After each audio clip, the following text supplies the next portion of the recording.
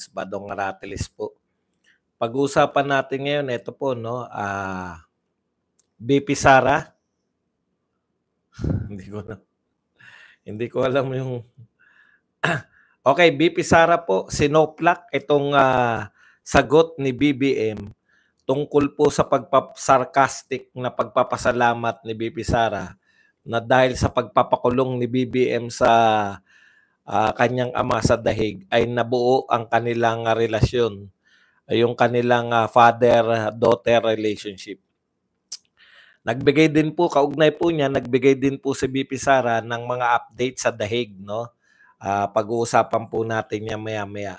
Ganun din po, balita rin natin, ito pong nangyari po sa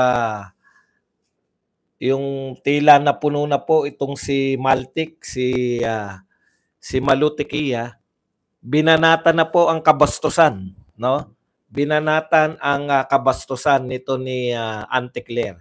Nagtataka po ako ngayon bakit wala po si Auntie Claire na wala pong update ngayon si Auntie Claire. Inaabangan ko pa naman para banatan natin.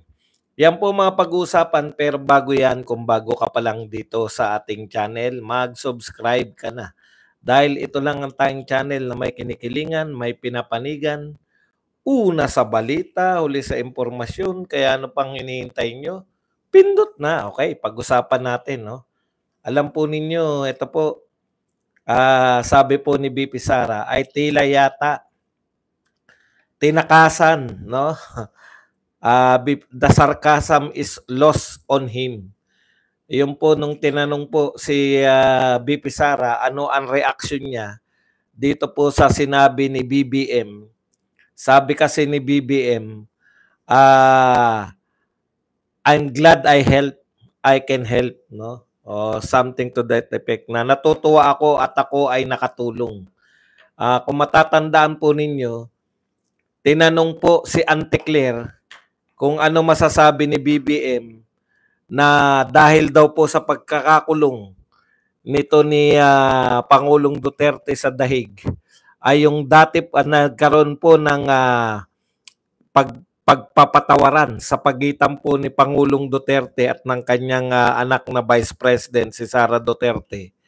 At dahil po dyan, dati po wala raw silang relasyon mula nung lumalaki po si BP Sara. Very busy po bilang mayor si Tatay Digong. Dahil po dyan, sa pagkakakulong na yan, halos araw-araw daw po, may time na ngayon, si Tatay Digong at saka si BP Sara para po magkaroon ng bonding bilang mag-ama. So, sarcastically, ay sinabi po ni BP Sara na maraming salamat sa iyo BBM dahil sa iyo ay nagkaroon kami ng relasyon. No, nagkapatawaran at nagkaroon kami ng relasyon. Josephine Pascual, thank you very much sa $2. At sagot po ni BBM, I'm glad I'd help. Ito naman po ang sagot ni BP Sara, the sarcasm is lost on him. Sa madaling salitang lingwahe, dahil pareho pong magagaling tong presidente at vice president, sa atin pong hindi gaanong nakakaunawa, ang ibig nilang sabihin ni BP Sara, hindi siya na-gets ni BBM. Alam mo, BP Sara, hindi mo rin nag-gets si BBM. Sa totoo lang, ang ginagawa po ng administrasyong ito, wala na po sila sa hulog. No? Nakikipagmatigasan, nakikipag-asaran, wala na po silang pakialam. Alam niyo po, ito po yung administrasyon na wala na po kumbaga, wala silang pakialam kahit sila ang pinaka. Kung bagsak man sa rating, wala pong pakialam itong gobyernong ito. Kung pinakamababang rating na tamo ng isang sitting president, wala pong pakialam si BBM. Kung bagsak po kung mataas po ang presyo ng bilihin, wala pong pakialam. Kung wala po siyang proyekto, wala siyang pakialam. Ang pakialam nila, kailan tayo makakautang? Kailan makakapangutang muli? Paki-1 lang po kung naayos na. kung naayos na. Pakiwan lang po tayo. Okay. Pasensya na, talagang ganyan ang buhay. Meron po tayong napindot na hindi dapat mapindot. Kaya po tayo biglang nawala. Panandalian lang. Okay, ang ibig ko sabihin, mga kapatid, no? Sabi ni BP Sara, nakalimutan yata ng gobyerno ni BBM na ang trabaho niya bilang Pangulo ng Pilipinas ay hindi ayusin yung mga pamilyang hindi nagkakasundo. Hindi po ayusin yung mga pamilyang hindi nag-uusap, no? Kung hindi, yung magtrabaho para sa bayan. Yan, no? Hindi niya siguro naintindihan na ang duty and obligation niya ay para sa bayan, hindi para ayusin ang problema ng mga pamilya. Ayan po ang mga sagutan ng ating dalawang pinakamataas na pinuno, President at Vice President. Okay, walang pakialam kung ang krimen ay napakarami na pong krimen, no? Yung marami na pong bumalik na naman po yung droga, wala pong pakialam. Sa kanila, makapang-asar na lang si BBM. Makapang-asar. Okay. Sa ilang pong update, ayon po kay BP Sara, nabuo na po ang defense team at ayon naman po sa kanilang abogado, pangunahing abogado o yung lead counsel na si Kaufman, ay wala pong Pilipino na opisyal sa defense team, no? So hindi po kasama si Harry Roque. Pero marami pong Pilipino na tumutulong, Filipino lawyers na nakikipagtulungan po out of yung nag-extend po ng tulong nang hindi po kahit hindi po sila miyembro ng official na team kasi limitado lang po, no? May bilang lang po yung miyembro, pwedeng maging miyembro ng ICC defense team. Okay, kaya ayon pa kay BP Sara, lahat yung mga bagong abogado nakausap na ni Tatay Digong at mukhang tapos na po ang kanyang tungkulin, no, dito sa dahig at maaari na po siyang makauwi.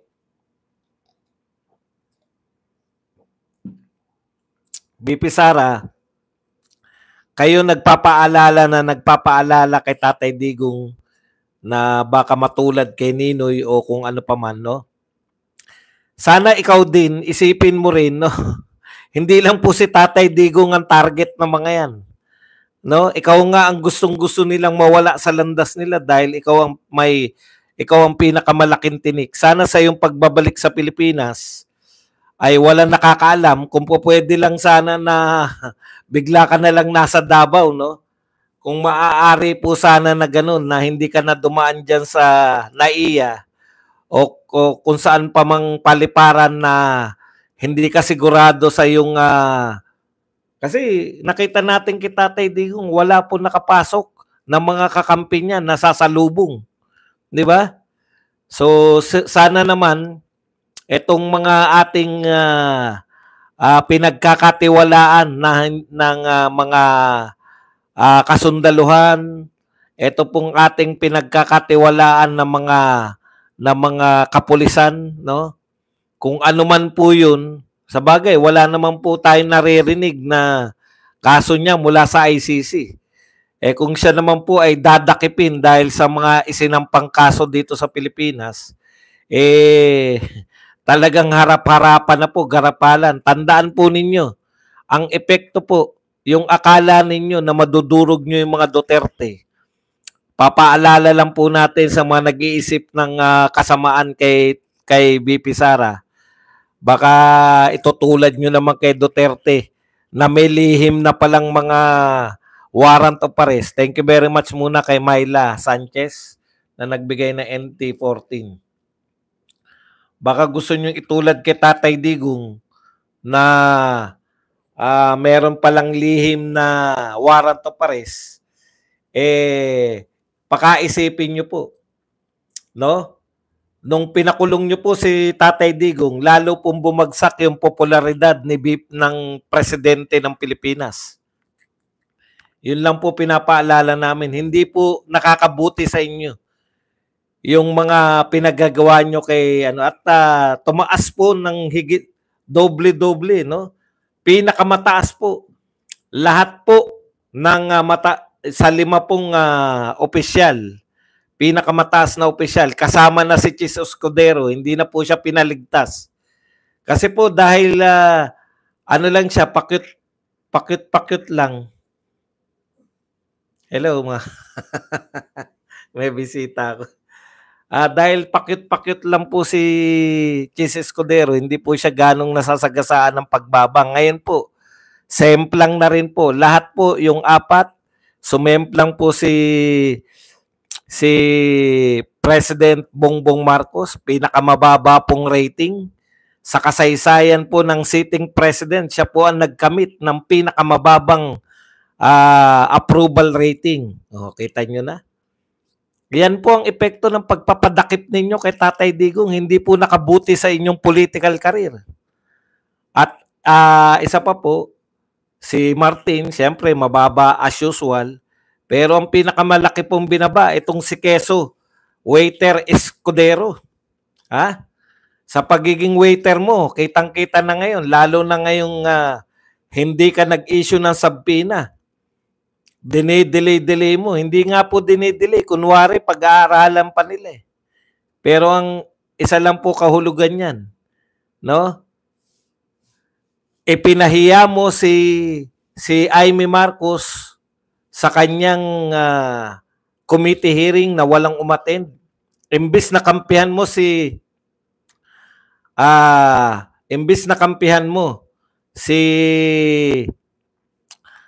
Amy Marcos dahil senador mo siya at sinabpinan niya yung mga hindi umattend, tila ang kinampihan mo pa yung mga cabinet official. Bilib na bilib ako rito kay Quezon Escudero. Pag hindi, wala po siyang kinalaman, halimbawa po yung sa ICC, sinabi niya legal ang pagpapahuli kay Tatay Digong. Wala kang kinalaman dun, hindi ka kinukonsulta. Alam mo ang sagot kung legal o hindi legal. Pero sa sarili mong bahay, binastos ang mga senador, hindi dumalo ang mga cabinet official, at dahil dyan, nagpasabpi na si Amy Marcos, ayaw mong pirmahan. Bakit ayaw niyang pirmahan? Kasi yung katwiran po ng cabinet, yung katwiran po ni Lucas Bersamin ang dinadala niya. Paano naman yung senador mong ipinahiya? Wala po siyang pakialam sa senador niya. Ang pakialam niya po yung magpabango sa palasyo. Kaya ang kinakatwiran niya, yung katwiran ni Bersamin. Kalokohan yan masyado, Chis. Basa ka na namin. Hindi na pwede double talk mo na kunwari. Simple lang yan. Nagsabpi na si Amy, pipirmahan mo kung gusto mo. Kung ayaw mo, kunwari pag-aaralan. Kasi dakdak dito, dakdak doon. Hindi mo na kami madadala sa dakdak. Napakasimple. Dahil kami, nakita na namin sa Kongreso yan, sa HOR. Pag ayaw dumalo, kahit na anong katwiran, isasabpi na, show cause order. Tapos niyan, contempt. At saka hahantingin na. Tapos ikaw, sa Senado, putya.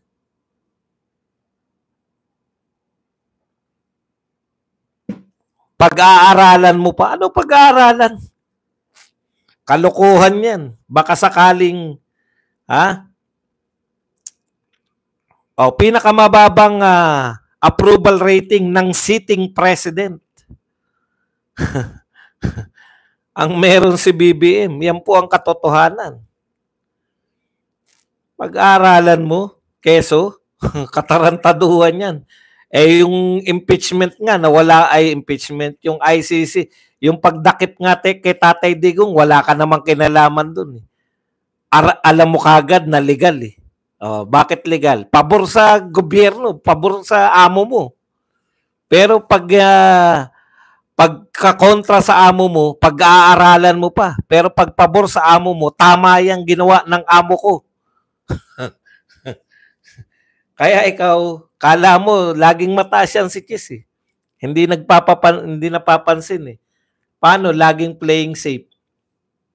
Lagi siyang playing safe, sutil naman. Simple lang po.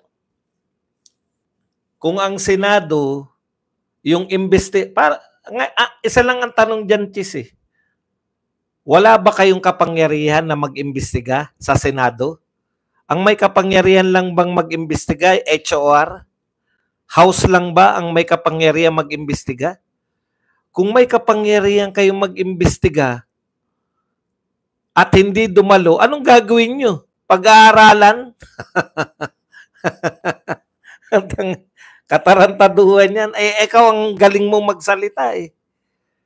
Tinanong ka eh, legal ba yun? Sa tingin nyo yung pagkakadakip kay Duterte? Ay, legal yan. Alam mo kagad na legal eh. Hindi mo sinabing pag-aaralan ko pa eh. Ganun ka kagaling. Hindi po tayo kawawa. Sila kawawa balang araw. Ha?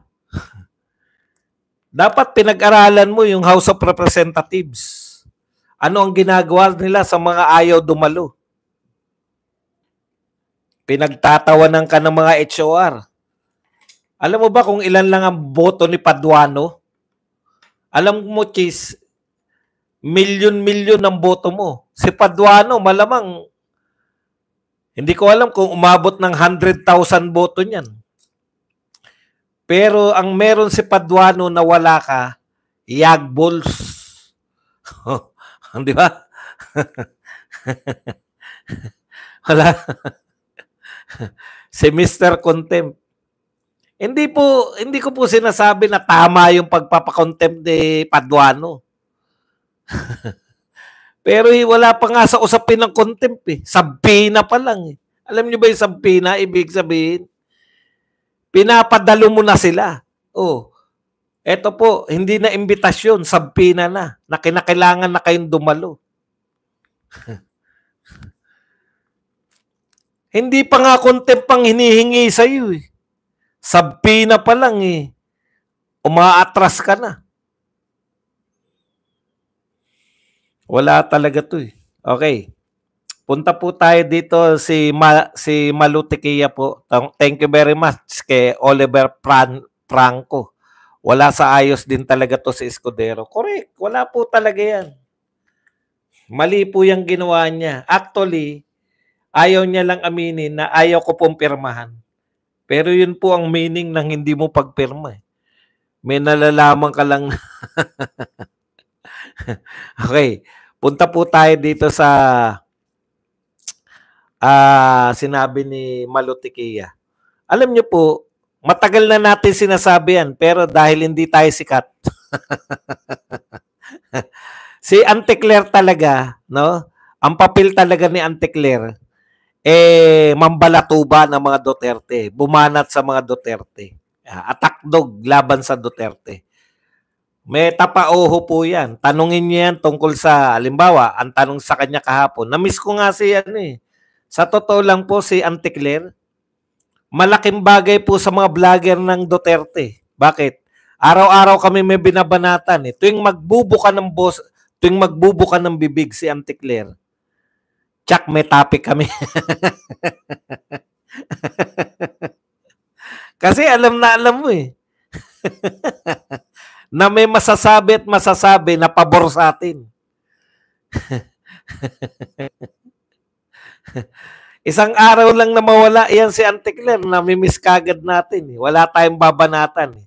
Pero totoo yung sinasabi ni napakabastos. Maganda yung pinunto ni Tikia eh. Actually, natalakay natin yan.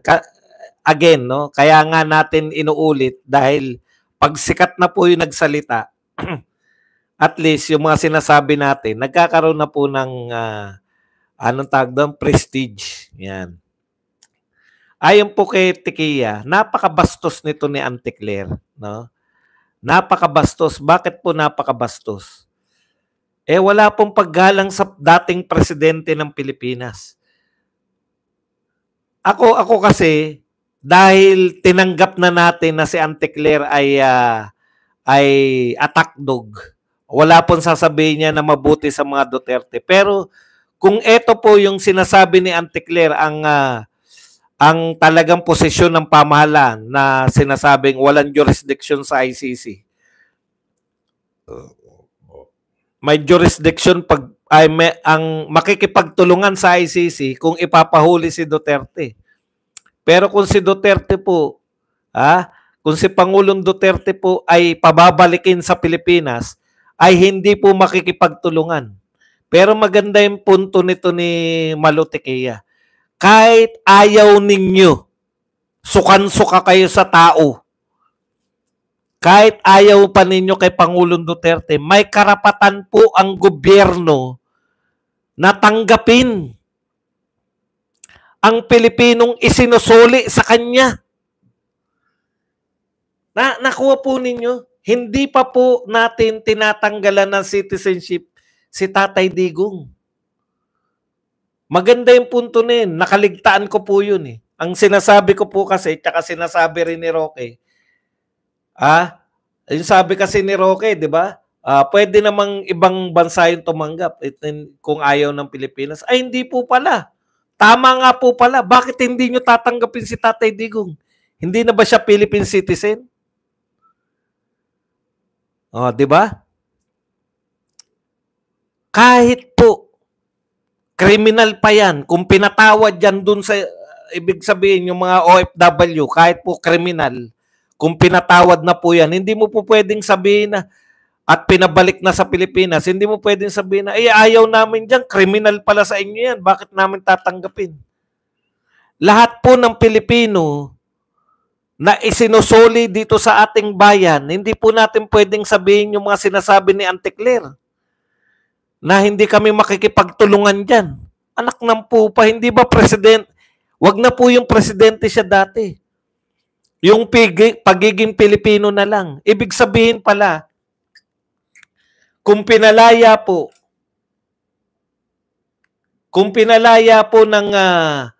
ng ICC, binigyan po ng anong tawag doon, yung pansamantalang kalayaan si Tatay Digong. Ano na nga yung tawag ng ICC dyan? Alam nyo yan eh. Nakaligtaan ko lang ngayon. Wala akong kodigo. Ano na nga tawag doon sa hinihingi ni Kaufman? Interim release. Kung bibigyan po ng interim release si Tatay Digong, dapat pong tanggapin ng Pilipinas. Bakit po? Pilipino yan eh. Dumaan po sa korte. Imagine niyo, pag nag-order pala ang ICC ng interim release, pwede palang hindi tanggapin ng Pilipino. Una, walang kaso. Hindi pala walang kaso, may kaso. Una, hindi pa po napapatunayan na nagkasala. Tandaan po nyo yung dictum. Innocent until proven guilty. Innocenteng Pilipino. Isinusuli muna sa Pilipinas. Hindi natin tatanggapin? Kaya napakabastos po. Napakabastos. Kaya po dapat po talaga tayong palagan natin yung sinabi kasi parang tinanggap na lang din natin eh. Di po ba? Bakit natin tatanggapin na, hindi kami makikipagtulungan? Hindi namin tatanggapin. Pwede ba yun?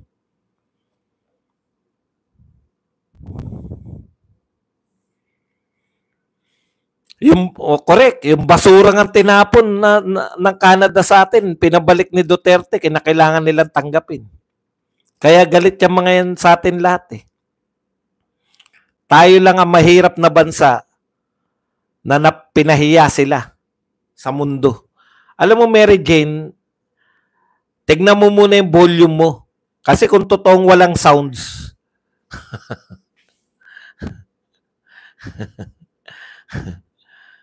okay na yan. Hindi mo naman ako naabala.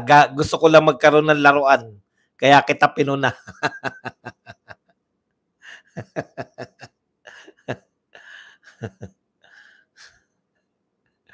Okay.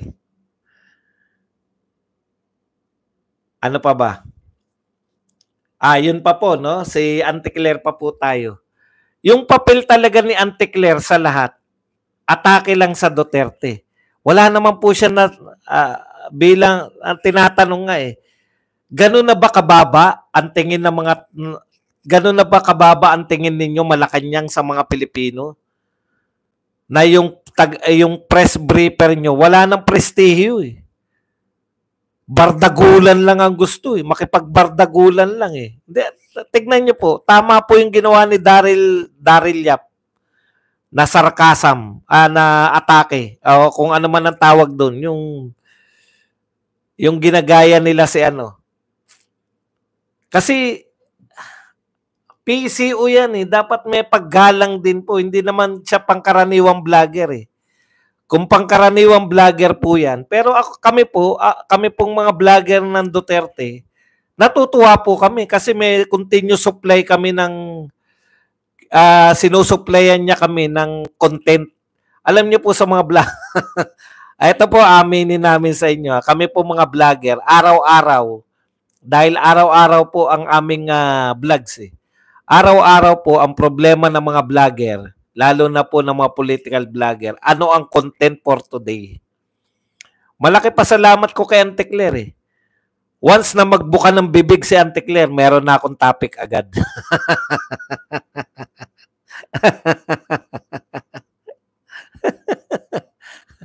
Di ba? Babanata ko lang po. Tsaka kaya ko nga na i-live yung sinasabi ni Auntie Claire. May banat kagad eh. Hindi po ako mahihirapan eh. Dahil karamihan po sa mga sinasabi ni Auntie Claire, may mga lihim dun eh. Hindi niya naman talaga sinasagot eh. Ang ginagawa kasi ni Auntie Claire, hindi siya sumasagot kung hindi umaatake lang siya sa Duterte. Ganun na ganun yung kay Daryl Yap. Pag ang tanong mo, may kinalaman ba Duterte dyan? Next question. Parody. Ayun, parody. Nawala sa ano ko eh. Parody. Ayan, Ben Sentiments. Yung parody. Nakakatuwa, di ba? Okay. Yun talaga, tuwan-tuwa ko. Gagawin na po natin ito madalas na isasama natin yung FB. Minsan TikTok. Gusto ko kasi, diyan kasi sa FB nakatambay yung mga kalaban natin. Okay. Isa pa pong binanatan ni Malutikia, ito nga si Bronner, no? Yung pagsasabi na parang kala mo talaga madadamay tayo sa gera eh.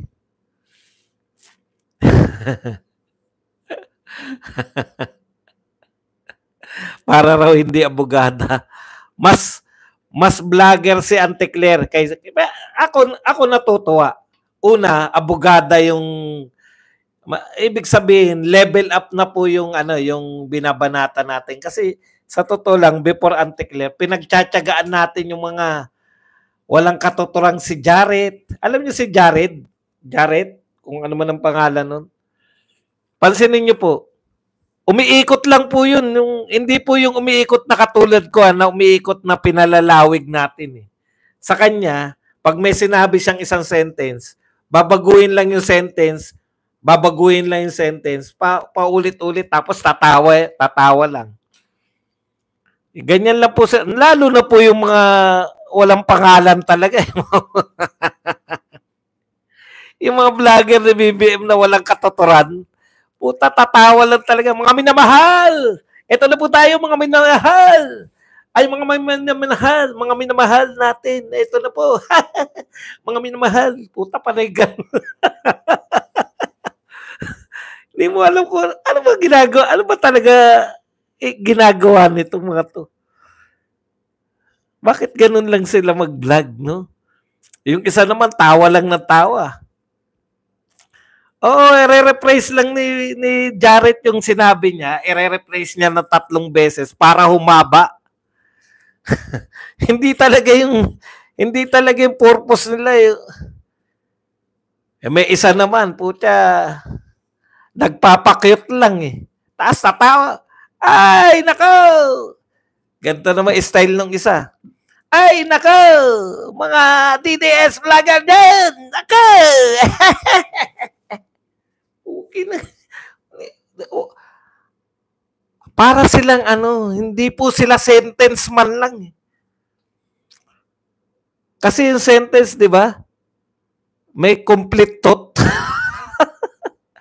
Wala talagang mga direksyon ng putya. Ay, nako, nag-iiyakan na ng mga vlogger.